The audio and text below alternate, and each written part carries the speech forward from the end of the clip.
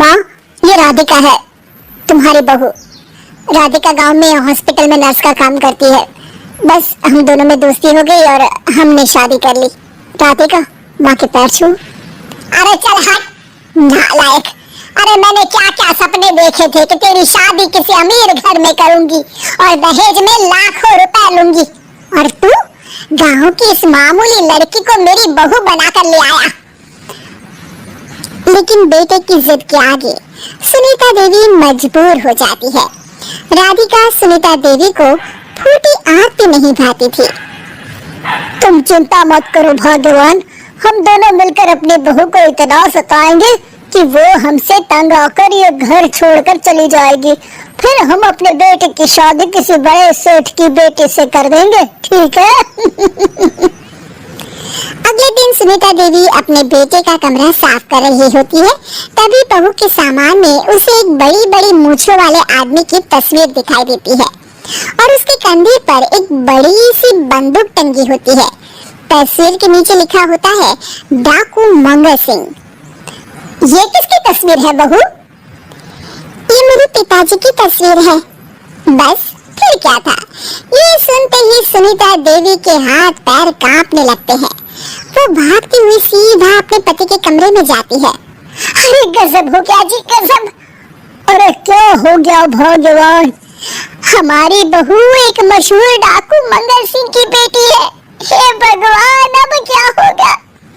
क्या कहा? डाकू मंगल सिंह? अरे मर गए रे।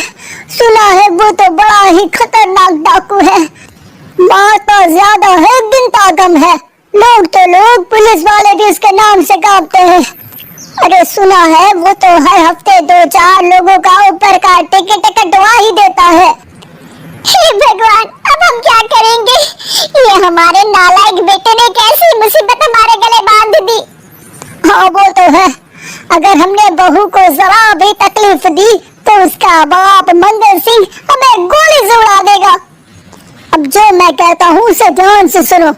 तुम बहू से बिल्कुल घर के काम मत करवाना और ध्यान रहे उसे किसी प्रकार की तकलीफ नहीं होनी चाहिए, समझ गई ना? और ऐसा ही होता है। अगले दिन सुनीता देवी रसोई में खाना बना रही होती है कि तभी, ये क्या माँ जी, मेरे रहते आप खाना बना रही हैं? चलिए हटिए, मैं खाना बना देती हूँ। अरे नहीं नहीं बहू, तू यहाँ क्यों आ गई? जा तो अपने कमरे में जाकर आराम कर, मैं खाना बना लूंगी। सुनीता देवी जिद करके राधिका को भेज देती है। फिर एक दिन, अरे फर्श पर कितनी धूल जमी है, माँ जी देखेंगी तो नाराज हो जाएंगी, मैं अभी यहाँ पोछा लगा देती हूँ। राधिका जैसे ही पोछा लगाने लगती है कि तभी उसके ससुर की नजर उस पर पड़ती है। बंसीलाल भागता हुआ वहाँ आता है। अरे नहीं नहीं बहू, तुम ये क्या गजब कर रही हो? बहू तो बेटी समान होती है और हम ना अपनी बेटियों से काम नहीं करवाते।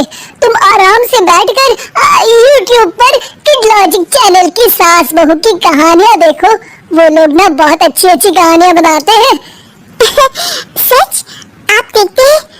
अरे मैं तो रोज देखता हूँ। शहर की बहू तो मेरी फेवरेट कहानी है। हाँ, ये कहकर बंसीलाल पोछा लगाने लगता है। इस तरह राधिका के सास ससुर सारा दिन उसकी खुशामद में लगे रहते हैं और उसे किसी महारानी की तरह रखते थे। कैसा लगा बहू? पिज्जा टेस्टी तो है ना? अच्छा, मीठे में क्या खाओगी बोलो तो? माँ जी, मुझे तो काजू कतली बहुत पसंद है और उसके बाद एक गिलास लस्सी मिल जाए तो मजा आ जाएगा। ये सुनते ही सुनीता देवी अपने पति को कोहनी मारते हुए कहती है, अरे सुना नहीं बहू क्या मांग रही है? जल्दी से भागकर बाजार जाइए और सब खरीद कर ले आइए। हाँ हाँ भगवान, अभी जाता हूँ। राधिका की तो 5 उंगलियां घी में थी। वो तो अपने ससुराल में मजे कर रही थी। दूसरी तरफ राधिका की सास उसके लिए कभी नई साड़ी खरीद लाती तो कभी उसके लिए नए गहने बनवा देती। फिर एक दिन डाकू मंगल सिंह अपनी बेटी राधिका से मिलने अपने आदमियों के साथ आता है। उन सबको देखते ही राधिका के सास ससुर डर के मारे कांपने लगते हैं। मर गया रे, डाकू मंगल सिंह तो सच में कितना डरावना दिखता है, ऊपर से इतनी बड़ी बंदूक।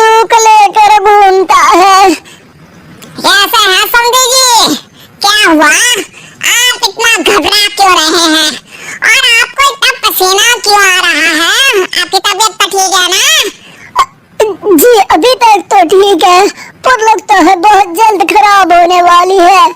क्या कहा आपने? जी जी कुछ नहीं, बताइए बताइए कैसे आना हुआ? दरअसल आज आपके शहर में हमारी नाटंकी मंडली का प्रोग्राम है, तो इसी बहाने सोचा बेटे का ससुराल भी देखता चलूं।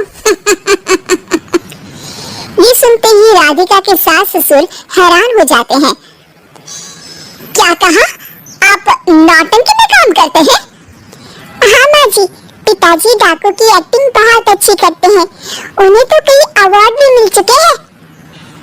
और ये बंदूक, ये तो असली लगती है। तभी राधिका के पिताजी अपनी नकली मूंछ निकालते हुए कहते हैं,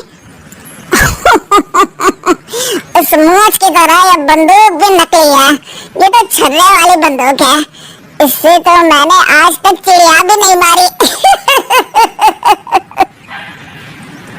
और खुदा पहाड़ पर निकला चूहा, इसका बाप तो मामूली नौटंकी वाला निकला और हम इससे डर कर बहू की नौकरों की तरह सेवा कर रहे थे। आपने सही कहा जी, इसके पीछे मेरे कितने पैसे खर्च हो गए और काम कर करके मेरी तो कमर टूट गई सोलग। अरे बहू, तूने अपने पिताजी के बारे में हमें पहले क्यों नहीं बताया? राधिका मुस्कुराते हुए कहती है, आपने तो कभी पूछा ही नहीं ना माँ जी।